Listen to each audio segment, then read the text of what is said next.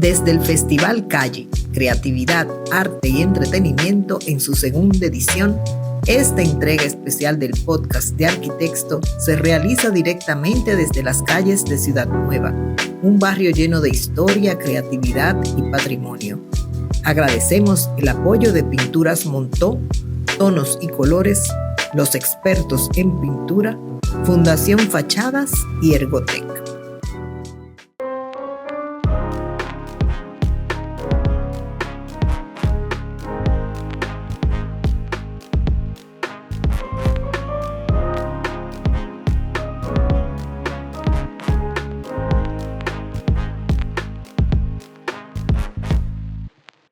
Hola, le damos la bienvenida al podcast de Arquitecto, un punto de encuentro e intercambio de experiencias sobre la arquitectura, la ciudad, el diseño, el arte y la cultura general en la República Dominicana. Yo soy Carmen Ortega González y hoy, literalmente, junto con Lourdes Periche, estamos en la calle. Y es que estamos en el Festival Calle, que une ciudad, arte y entretenimiento en una gran fiesta en el espacio público. Hola, Lourdes. Hola, estamos hoy muy bien acompañadas por Melissa Vargas y Oscar Polanco de la Fundación Fachada, quienes tienen el objetivo de difundir y de poner en valor para su preservación nuestros valores arquitectónicos de la ciudad. Y justamente estamos en el barrio de Ciudad Nueva. Y sabemos que para llevar adelante ese objetivo, ustedes han creado unas rutas arquitectónicas que puede disfrutar el público y nos gustaría saber en qué consisten y como es la segunda ocasión, porque esta es la segunda edición del festival, ustedes repiten. Cuéntenos qué nos van a mostrar en estas rutas. Sí, claro. Hola Lourdes, hola Carmen, hola Melissa. Hola Oscar.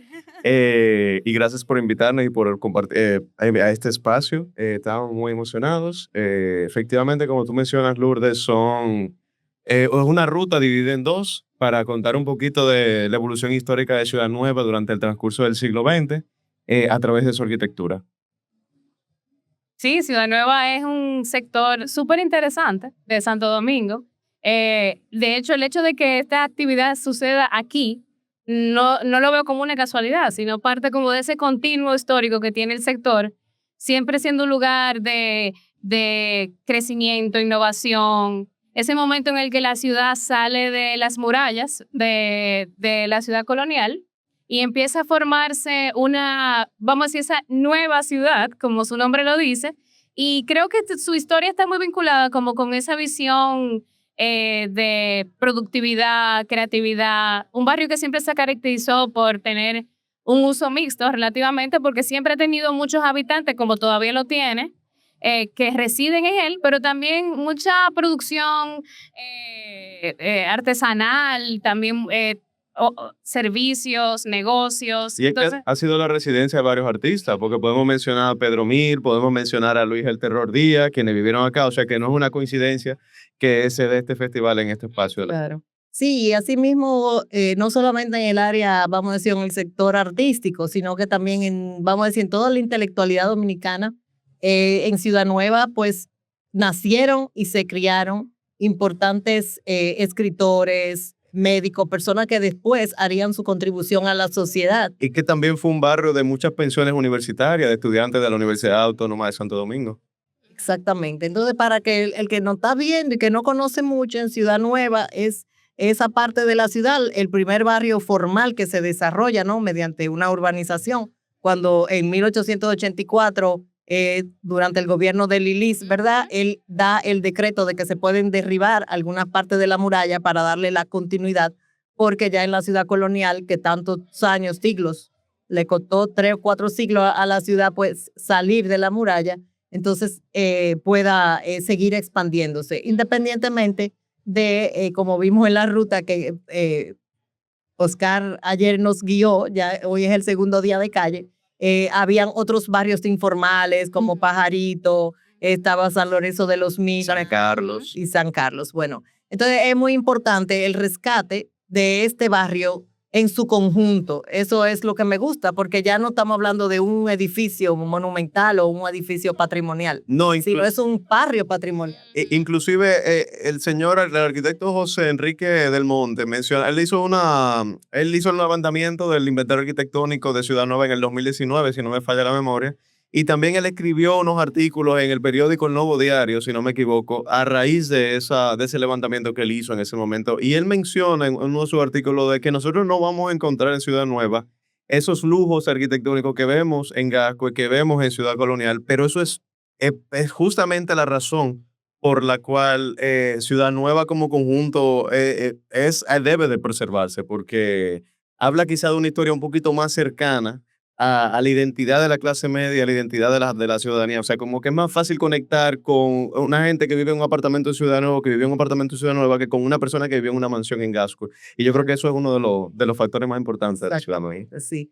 De hecho, es la zona de la ciudad donde se empezamos a ver que florecen las construcciones de hormigón armado, junto con toda esa arquitectura de madera y popular que ya existía también en la zona y que era lo que imperaba antes de la llegada del hormigón. Y del ciclón, porque igual que una de las cosas interesantes de Ciudad Nueva es que comparte elementos característicos de la ciudad colonial, pero a una visión más enfocada al futuro. Ahí empieza a haber más viviendas de un poquito más altura, de 2, 3 niveles, pero con el muro medianero. O sea, correcto, el único sector, además de la ciudad colonial, que tiene como parte de su planificación no tener linderos y solamente contar con el, ¿verdad?, frente y el patio, es Ciudad Nueva.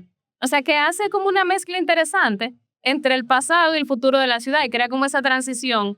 Una de las cosas que a mí me parece muy curioso es el tema del trato de la muralla, que es relativamente controversial entre tumbarla o construirle encima. Hay mucha parte de la muralla que todavía existen, que están dentro de las edificaciones de Ciudad Nueva, y eso a veces uno no lo sabe porque no lo ve. Bueno, hace unos años, que los que tengan más edad se van a acordar una vez que estaban remodelando La Sirena en La Mella, y eso fue un escándalo porque apareció y ellos le usaban en su promoción publicitaria, o sea, la tienda de la muralla, o sea, tenían un pedazo de muralla en el interior, y es que había miedo de salirse de la muralla. Entonces, a medida que se iban acercando a la muralla, el tejido urbano se iba haciendo más estrecho, y entonces florece también estas construcciones adosadas, como ustedes dicen, y en el exterior pues sucedió lo mismo, que para mí es algo quizá de la misma improvisación con la que se empezó a construir en ese tiempo. Eso son elucubraciones, pero bueno. Sí, pero yo creo que al final del día lo que creó fue, como bien decía Oscar,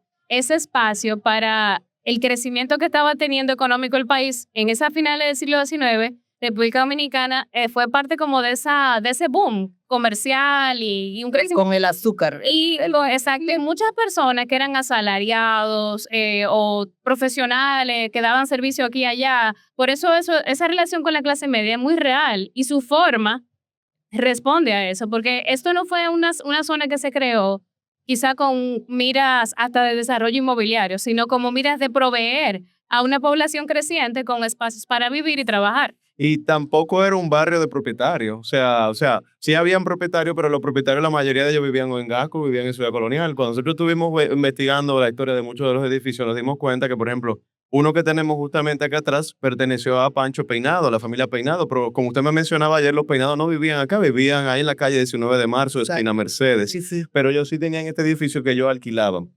Asimismo se repite ese mismo factor en otros edificios de la ciudad. Sabe que viendo los puntos que toca la ruta, ambas rutas, porque son dos, tú lo mencionaste ahorita, pero a mí me sorprendió que aquí viviera Pedro Mir y Luis Díaz. Entonces me pregunto si en el recorrido que han hecho, tanto la edición pasada como esta, el público, ¿qué le ha interesado más, sorprendido de lo que han visto? Y ¿qué a ustedes les ha gustado o les ha retroalimentado sobre lo que ha sido esa experiencia?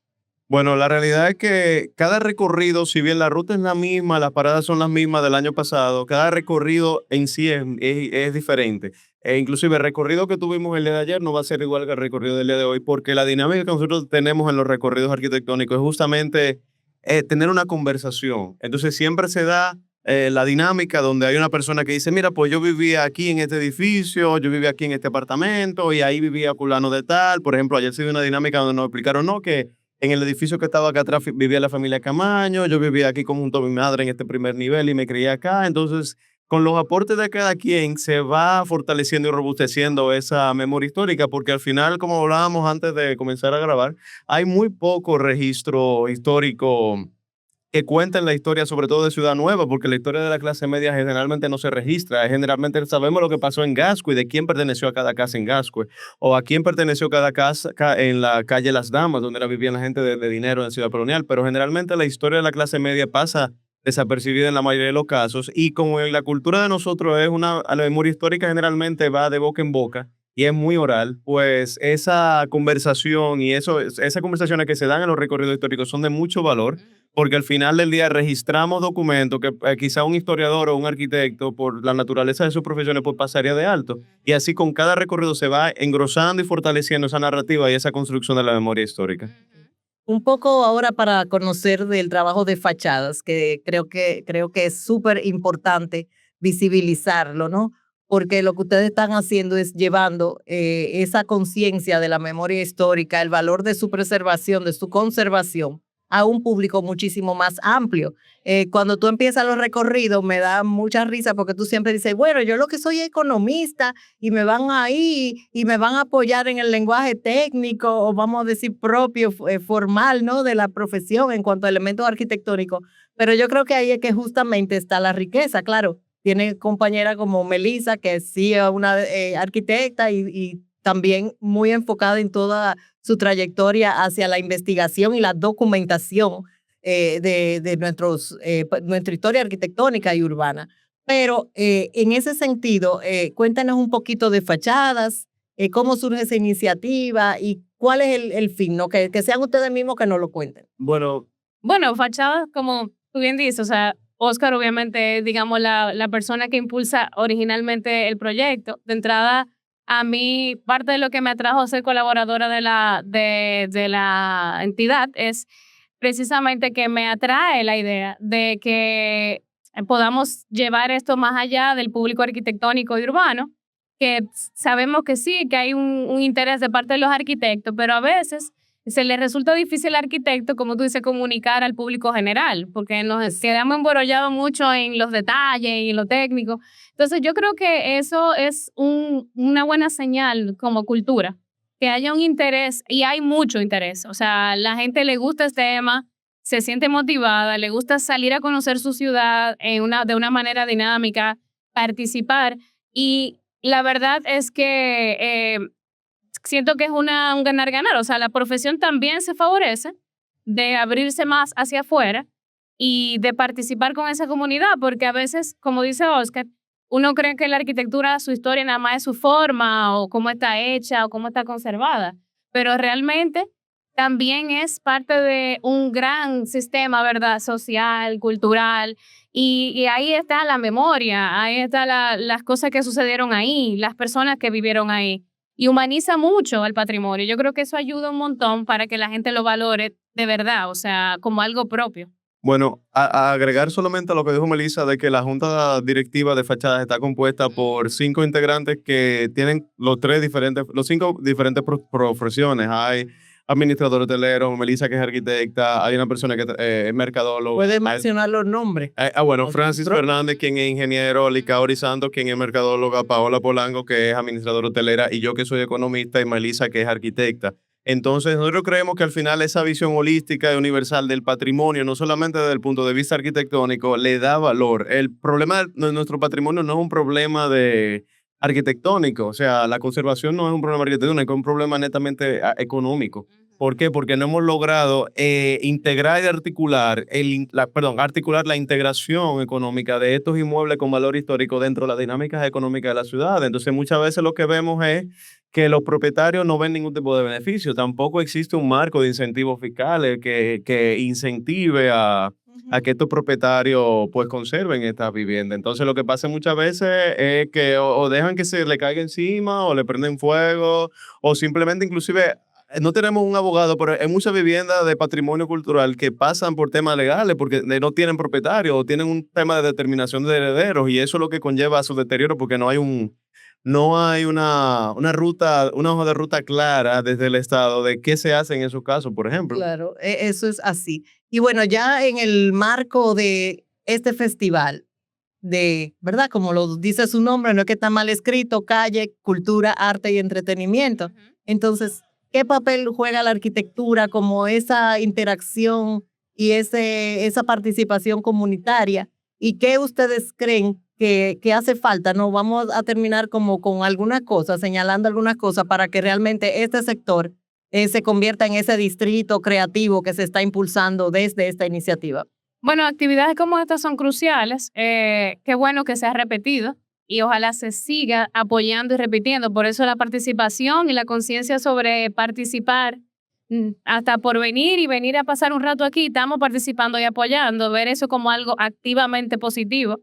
Y también eso es parte de lo que hemos podido como ver como una de las formas más efectivas de que el urbanismo y todas las otras vertientes, como dice Oscar, desde la economía, la productividad y todo lo demás, se unan y traigan frutos reales. Porque el hecho de que suceda aquí es parte de lo que le da identidad al festival. O sea, el lugar en el que se está realizando es parte intrínseca de la actividad. Entonces, eso fortalece la identidad del sitio, le da reconocimiento y probablemente hace que mucha gente que no hubiese nunca pasado por aquí o no se hubiera bajado del carro, que hubiera venido a hacer una diligencia o va a la ciudad colonial y pasa, se detenga, participe, lo conozca, lo vea y lo reconozca. Y ya entonces se vuelve un lugar que deja de ser anónimo o como algo en el fondo, sino como algo que ya parte como que tú has vivido ahí, tú lo has vivido. Entonces yo creo que hacer esto debería ser algo, un modelo que siempre estemos replicando en otros sectores, en otras provincias, ¿verdad? Siempre llevar a la gente al lugar es una manera muy efectiva de que ese día y en esos momentos que se está haciendo la actividad se produce dinero, se genera economía y también se genera ese contacto y esa relación con el sitio. Yo me sumo a eso que menciona Melissa y yo creo que el principal logro de esta actividad es descentralizar. Yo creo que ya tenemos una ciudad colonial con un marco legal robusto, con una serie de inversiones económicas que ya, como quien dice, ya va sola, como quien dice Ciudad Colonial, pero hay un tema de que debemos de entender de que el patrimonio no se detiene donde terminan las murallas de Ciudad Colonial. Fuera de Ciudad Colonial creo que es lo que la mayoría de la gente que ha hecho los recorridos se ha llevado, es que igual hay patrimonio, igual hay edificios con valor arquitectónico, valor histórico, que son importantes preservar, y no solamente en la ciudad de Santo Domingo, sino también en el interior, un Santiago, un San Pedro de Macorís, un La Vega, un Puerto Plata, hay muchos otros, o sea, cada pueblo tiene algún elemento de patrimonio arquitectónico que el que usted menos piensa tiene un valor arquitectónico. Y obviamente, como menciona Melissa, el patrimonio arquitectónico genera este tipo de dinámica alrededor de las industrias culturales y creativas que agregan valor. Entonces yo sí creo que ojalá, como dice Melissa, Calle no sea algo solamente de este año, sino que se mantenga y que también se lleve a otro conjuntos arquitectónicos de la ciudad, como de hecho hemos procurado hacerlo con los recorridos arquitectónicos que hemos hecho a través de fachadas, donde quizás de 10 que hemos hecho, pues creo que uno nada más fue en Ciudad Colonial. El resto han sido en el interior del país y han sido fuera de Ciudad Colonial, en Ciudad Nueva, en Centro de los Héroes. Y en Gascue, con ustedes realizamos uno en Plaza de la Cultura, en el acto de la Feria de Lima. A eso le agrego, solamente maravilloso las ideas que han planteado, es también el empoderamiento ciudadano de la población que habita Ciudad Nueva, por el orgullo. Me quedo con una frase de una de las participantes en el recorrido ayer, que dijo, yo tengo 30 años viviendo aquí y yo no me había dado cuenta de ese detalle cuando estábamos señalando uno de los edificios que tenía la fecha de construcción. Entonces, o sea, ellos se hacen sentir más orgullosos y obviamente la primera población llamada a cuidar este sector de Ciudad Nueva es precisamente la población que la habita. La primera línea de defensa. Exacto. Óyeme, al final del día, el lujo de la ciudad. Ese es el verdadero lujo. Y la parte de Santo Domingo que cuentan con una infraestructura como esta, con uso mixto, con calle, con o sea, lo damos por sentado, pero la informalidad se ha manifestado mucho aquí, no solamente en los asentamientos de bajos ingresos, también en el desarrollo sin control de la ciudad formal. Y estas partes de Santo Domingo todavía cuentan con unos ambientes urbanos de alta calidad. Y qué bueno que también la misma población puede valorar lo que tiene. Claro, buenísimo. Entonces, Y nada más agregar eso, que el mejor marco legal es el que no hay que esperar a llegar a la sanción para tener que aplicarlo, sino que la misma gente a través de la conciencia pues lo aplica y lo cuida. que lo cuide bien. Pues antes de terminar, que nos digan ustedes mismos dónde se pueden encontrar. Bueno, pues nos pueden encontrar a través de Instagram, fachadas.do. Ahí tenemos un Linktree donde lo pueden llevar a Radio Areíto, que es nuestro podcast, donde Melissa y yo documentamos esas voces detrás del patrimonio. Ahí van a ver varios artículos donde también hemos hecho colaboraciones con otras entidades. Van a ver Con arquitectos también. Con arquitectos sobre todo, que hemos sido un colaborador continuo de varias colaboraciones. Y también agregar que tenemos un registro fotográfico con más de 500 edificios diferentes en más de 30 municipios del país, completamente gratuito y accesible a través de un mapa georreferenciado donde te da la ubicación exacta del edificio. Donde... Y así la gente puede aprovechar cuando anda por ahí en cualquier Exacto. provincia y ve Claro. qué edificio de los que están ahí marcados. Puede ir publicaciones, porque recientemente pusieron en circulación la guía de arquitectura Arquitectura de Santiago, los caballeros. Así que bueno, chicos, Me gustaría saber también, para terminar, si ustedes tienen un calendario de rutas fuera ya de lo que es Ciudad Nueva y Calle en su fundación.